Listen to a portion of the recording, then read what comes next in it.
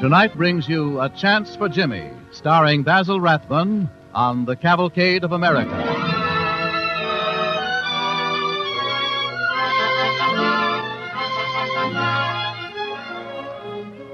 Do you know why you're alive today? Do you know why you didn't die when you were a child? Or what it is that's keeping your own children healthy and vibrant and sometimes troublesome? Well, there's an excellent chance that you owe your life and your children's lives to a man you never heard of. And in tonight's play, we're going to tell you about him.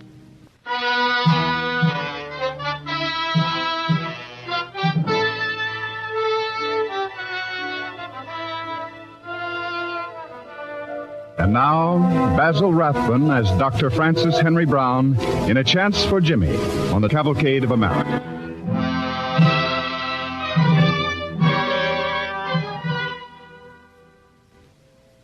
I lived, worked, and died many years ago. As a young doctor in Boston during the Civil War, I examined recruits for the Union armies and was alarmed at the poor health of so many young people. How could unhealthy youth make a great nation? And so when peace came, I decided to devote the rest of my life to the health of the young, especially children. You know how it is with a child when he's sick. It's the same in your day as it was in mine. Let's say you have a boy, and let's say his name is Jimmy. He's 6 years old. One moment he seems to be perfectly well. Mom? Yes? Would you read me the funnies? No, dear. You gotta read me these funnies. Now, Jimmy. Oh, Mom, you gotta. Is that any way to ask me? Please. Jimmy, I told you yesterday if I had to read you those Saturday funnies, I would not read you the Sunday funnies. Now, I gave you the choice, dear. Why, I could go on reading you funnies all weekend, and I'm not going to do it. And neither's your father. I'll read them myself, then. That's right. I can read some of these words. Well, of course you can. Mrs. O'Brien says you're getting on very well at school with your reading. She's quite pleased with the way you're doing. Mom, I know what this says. Bang. B-A-N-G. See? That's right. Is this a jet plane, Mom? No, it seems to be a rocket or something. Gosh. They're shooting mail to California. Something they'll be doing in a few years, I suppose. Why has this man got this funny look on his face? Oh, he's worried, I guess. What about? Well, this man had just told him that someone was seen tampering with a rocket. And so... What's he saying? Well, he says, look here, Morgan, you'd better... Jimmy, I am not going to read you these funnies. I don't want you to. I'll read them myself. I just want you to help me.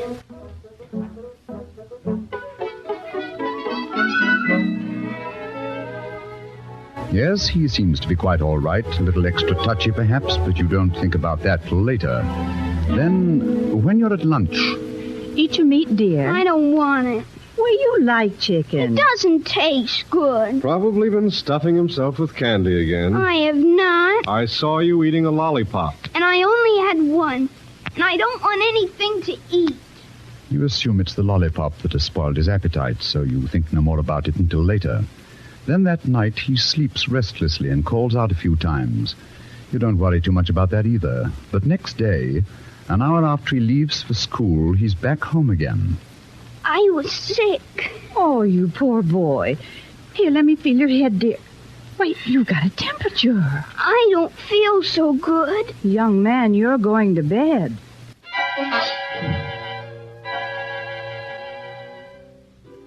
You find he has a bad sore throat and slight fever. Seems to be a cold, so you don't call the doctor right away. But the next few days, Jimmy keeps on being sick. His digestion is all upset. Then one day... I got a pain. Where, dear? I don't know. So you call a doctor at once. Suddenly, Jimmy seems listless and very thin. His lips are so dry. His fever is up. His forehead is grayish and his eyes glassy. The doctor comes and examines him. We'd better get him to a hospital at once.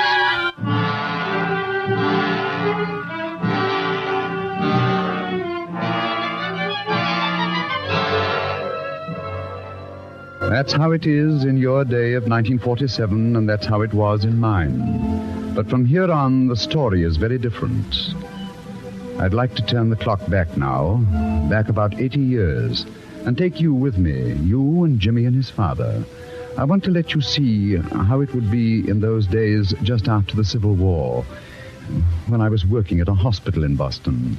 In those days, medicine was still somewhat in the Middle Ages. The existence of bacteria had not been proved. We knew nothing about antiseptic methods, almost nothing about nutrition, nothing about blood chemistry. In fact, very little about anything. And much of what we thought we knew was wrong. Our hospital was still full of wounded veterans at that time, and when someone like Jimmy arrived, it was our custom just to put him in with everyone else. Doctor, is Jimmy going to be all right? I'm so worried about the way he's breathing. We'll give him every care we can, ma'am. The ward is down this corridor. Can you manage, sir? Yes, I can carry him. He's so light suddenly, poor kid. Has he been in pain? Well, when we started out in the stagecoach, he complained of pain, but then it seemed to go away. Oh, that's good. His breath is rather raspy, isn't it? It's been that way all day. Oh, what does he have, Doctor? Our own doctor didn't tell us. He just said we ought to bring him here at once. Yes, Doctor, Just what a is moment, it? please. In this way. This is the ward. Here now. Wait a minute, little boy. Now, we're putting him in this corner bed. For pity's sake, Doc, do I have to have a kid next to me? Say, this is going too far. You're yelping all night long. Now, men, please. We've got to give everybody the best care we can. We have no other bed for this child. I don't think he'll be much trouble. Oh, I'm awfully sorry, Doctor. It's all right, madam. He'll be all right. Attendant, Yes, Doctor. come here, please. Yes, Doctor. This child has the usual digestive symptoms and high fever. We'll give him a dose of tincture of opium to slow up his digestive tract. Right, Doctor. Shall we also use a leech, sir? Yes, we better bleed him a little. See if we can get those poisons out of him. Yes, Doctor. Well, we'll leave him in your care now. I'll attend to him. He'll be yammering all night long. Doctor, are you sure he'll be all right? He'll get the best care we can give him, madam. This way, please.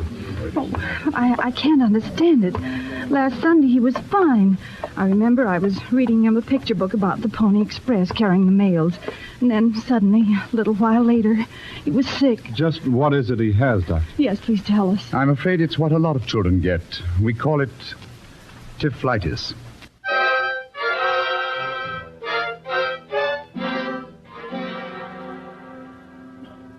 How many times during those years we pronounced the mysterious word, typhlitis, prescribed tincture of opium and leeching and sometimes a purgative, and how many times we watched those young bodies dry up and shrink away while the breath grew raspier. I remember how that breathing used to haunt me. Oh, don't worry about it, Brown. At least relax over your dinner. Now, how can I help worrying? What do we mean calling ourselves doctors? Do we even know what we're doing? Well, all we know is that the kid is very sick and that it's typhlitis. Do we even know that? Hmm? Do we even know that there is such a thing as typhlitis? What do you mean? Of course we do. Do we? Oh, look here, Brown. Light your pipe. Let's order another cup of coffee. Waiter, Typhlitis. take it easy, Brown. You've had a hard day. Don't eat your heart out. Can't be a doctor that way. Typhlitis. We invent a word and it sweeps aside 1,000 problems. Waiter. Yes? But it doesn't solve them. 2 more cups of coffee, please, and some pastry. It's true, they all have that dried-up look and upset digestion, can't keep food or water inside them. But how do we know that isn't the way children react to all sorts of diseases that affect adults in other ways? Oh, it's possible, but where does it get you? Look, the kids that have died of it, you've examined some of them. Sure. Are they all the same? No, there are always puzzling differences. Exactly. Some of them had a lung infection, some had a kidney infection, and some looked more as if they had some kind of epidemic fever, but we just called them all typhlitis. Well, we do know there's little we can do to help them, except the opium and the leeching. To help them. We know we can help them. How do we know they don't die of what we do for them and not what they've got? Now, Brown... Your coffee, sir. Oh, fine. And here's some pastry. I brought you some chocolate eclair. Oh, very good, thank you. I tell you, we haven't begun to know what we're doing, and this is what must be done. We're going to start a hospital for children only, as they've begun to do in Europe, based on the idea that a child is not just a small adult. Good. A place not only to treat children, but to learn about them. Where we'll record and study carefully every single case until we reach the day when a doctor can stand beside a patient and know what's going on inside that body, in the heart, the bloodstream, the lungs, and not feel feel appalled by his own ignorance. So you're off on that again. Children's Hospital. Frankly, Brown, do you think the profession will ever back you on it? I should. To them, it may seem like criticism of the way they're doing things. Then we must go to the public for help. I tell you, I'm going to see this idea through if I have to collect money on street corners.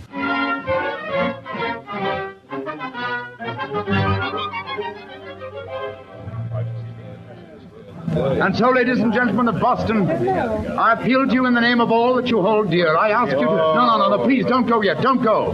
I'm almost finished. Just one more moment, please. I thought it was going to be about politics. Now, please, friends. The health of your children and of our country demands that we take this forward step. Several colleagues join me in appealing to you. Help us finance now, in this city, a hospital for children. Sir, mister? Yes, boy? I have a nickel. Can I give a nickel? Oh, thank you. People of Boston, there are children dying needlessly in our hospitals. I assure you this boy's nickel can help. Thank you, my boy. Thank you. May I give something? Oh, thank you. I'd like to give $1. Thank you. I'll give something. Oh, thank you so much. Thank you.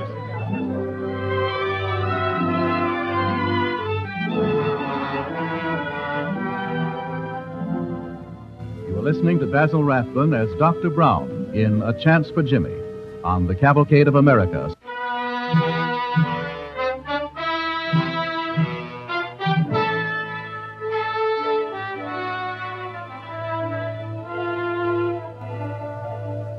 Soon after the Civil War, with the help of the people of Boston, we founded the Children's Hospital, the first of its kind in the United States.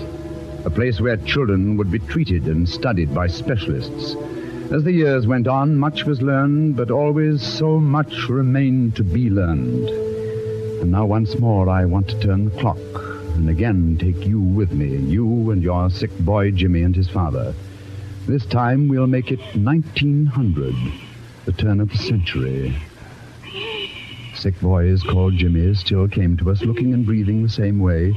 The symptoms are the same, but the words are different. What do you make of it? No doubt about it, I'm afraid. Wish they'd got him here earlier. Has it burst? Afraid so. They brought him here on a train. I don't like the way he's breathing. No, it's bad. Get him ready for operation, will you? Yeah. I'll go and tell the parents. Yes, Doctor. Oh, you want to use ether? Yes, please.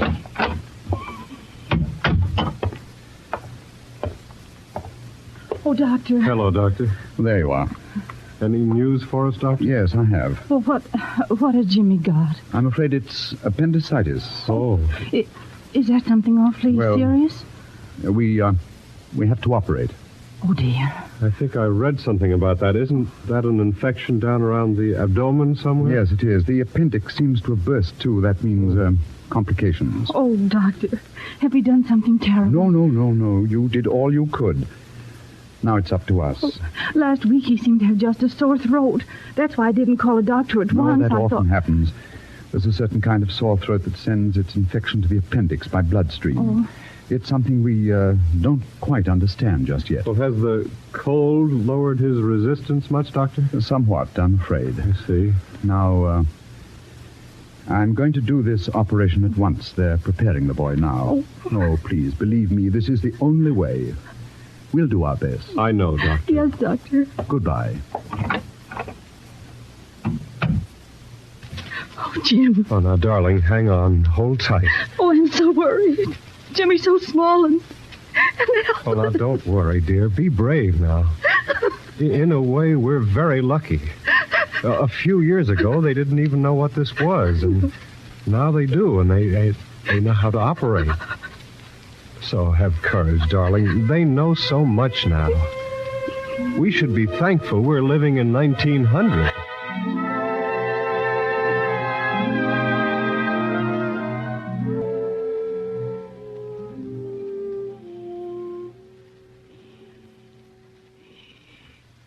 That breathing. The dry, loose skin that looks too large for him. Typhlitis, we used to call it. And now we know better. I wonder if we do. What does that breathing mean? That is, in a bad way? Yes, but doesn't it sound as though his body were hungry for something? I mean, reaching for something that we don't know how to give him. Yes, that's just the feeling it always gives me. If we could only answer that hunger before we begin. Strengthen him somehow, so that he had some decent chance to live through this. You don't dare delay, do you? No, it's got to be done. Now. Ready for ether? Oh, I wish we didn't have to do this.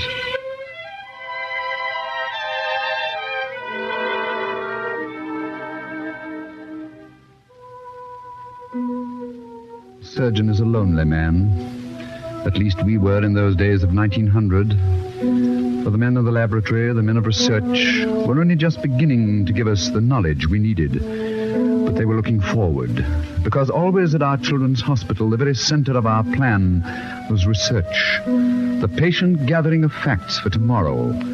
And so as the years went on, various doctors at our hospital and elsewhere began to learn what was happening inside the boy with the heavy breathing, and to learn how they could help him and help the surgeon beside him.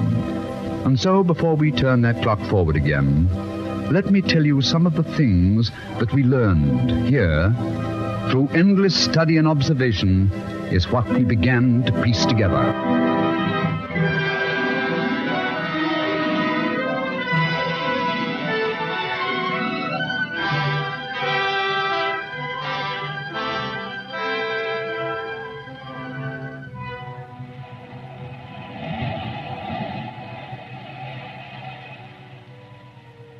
Life began in the sea. There, in salt waters of the equatorial region, in prehistoric times, living cells had an environment that was almost unchanging.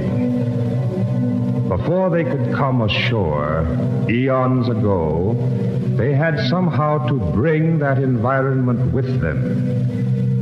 And so within the human frame, we find all cells and tissues bathed in a salty fluid whose components are those of sea water. Our vital organs still live in a fluid world, old as the Eocene age. We learned that the human body still depends on the constancy of this fluid environment. When in illness the body loses reserves of fluid and becomes dehydrated, life is in danger. We learned that to a child, loss of fluid is even more important than to an adult. He goes downhill faster. As the child loses moisture, he also loses valuable salts. Meanwhile, his body burns its sugar and fat reserves. His breathing becomes raspy. Then we realized that life can be saved only by restoring the fluid balance and the missing salts and providing sugar for fuel. The child's body is hungry.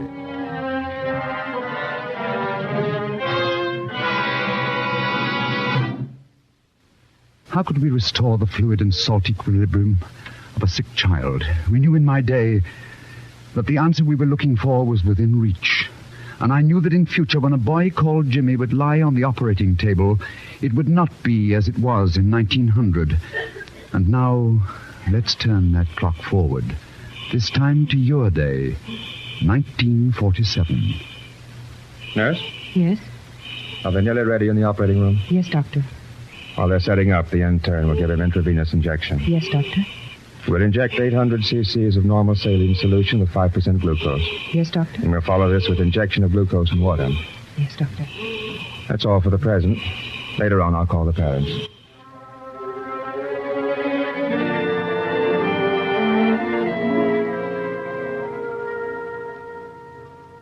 Would you come this way a minute, please? Oh, yes, doctor. You mean we can see Jimmy before the operation? Yes, I'd like you to. I'm just giving him an injection to put some vitality into him before the operation. Mm-hmm. You'll see. This way. Yes. Come in. All finished, nurse? Yes, doctor. Well, he looks better already. Now watch. You'll see the change come over your boy. What change? You'll see. His color is coming back. He's waking up. Doctor, it's like a miracle. Mom. Jimmy. Hello, Mom. Oh, Jimmy. Hello, son. Hello, Dad. Where are we? Well, we're in the Children's Hospital in Boston. Gosh, did we come by jet propulsion? No, dear. No. You came by ambulance all the way from home. And I guess we didn't get here any too soon. Appendicitis is sometimes very hard to spot in a child. It can easily fool you. I know. Oh, Jimmy, isn't it wonderful to see you suddenly looking so like yourself? What day is it? Why, it's Saturday, son. Could you read me the funnies, Dad? No, I'm afraid you have other business, Jimmy. Oh, you watch. He'll breeze through it fine now. You see, these injections have all the salts he's been needing. And also some sugar. Mm-hmm. Just think, in the old days, instead of injecting fluid into him, they used to draw it out with leeches and purgatives. That was only a few years ago. Doctor, how much danger is there from peritonitis? Well, that's not too dangerous anymore. This is probably a strep infection. Nearly always is in cases that come from sore throats. And strep is easy with sulfur. That sure is good to hear. Certainly is, Doctor. Well, son, so long. So long, Jimmy. So long. We'll see you later, dear.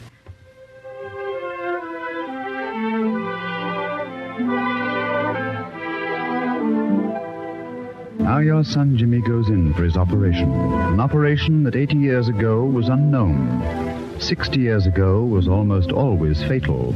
And 30 years ago was very dangerous. But this is 1947. Scalpel. The surgeon is at work, quickly, skillfully. Snap. He knows his job. He knows the thinness of a child's intestines different from an adult's. Sponge.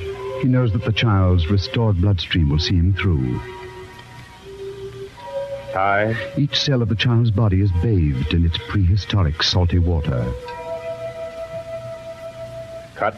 This boy has today almost 100% chance of recovery. From behind the surgeon stands a team. The team of research men that gives a hospital its ever-growing strength. Stitch. The team that brings this man to his work with the knowledge that he needs. That is the story behind our children's hospital and every modern hospital.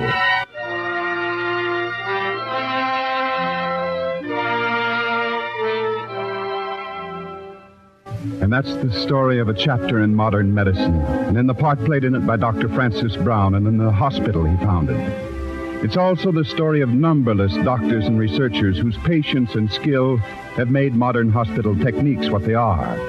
But above all, it's the story of Jimmy. Jimmy, the boy who grew up to become a good citizen and a healthy American. America does not sell Jimmy short, and Jimmy in turn serves America well. He's here when we need him, grinning, a little impudent sometimes, but always with his shirt sleeves rolled up and his muscles tense for the job at hand.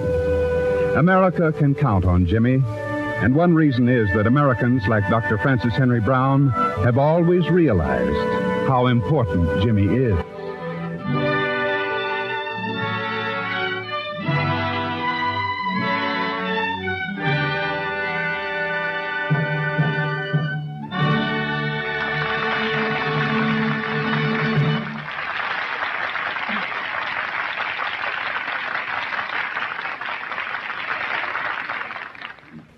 Basil Rathbun will be back in just a moment.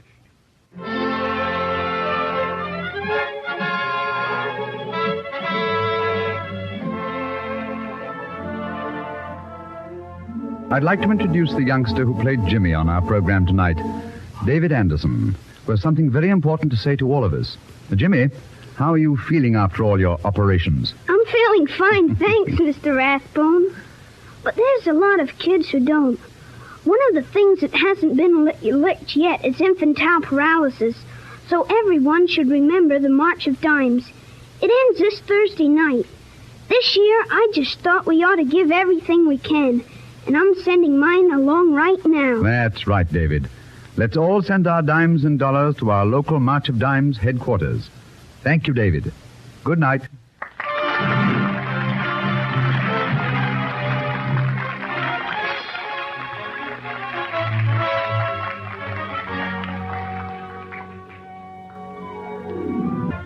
The music for tonight's DuPont Cavalcade was composed by Arden Cornwell and conducted by Donald Voorhees. Our Cavalcade play was written by Eric Barnow. In the cast with Basil Rathbone were David Anderson as Jimmy, Carl Frank as Jimmy's father, Alice Yorman as Jimmy's mother, House Jameson, Clyde North, and Alan Hewitt as the doctors. This is Ted Pierce.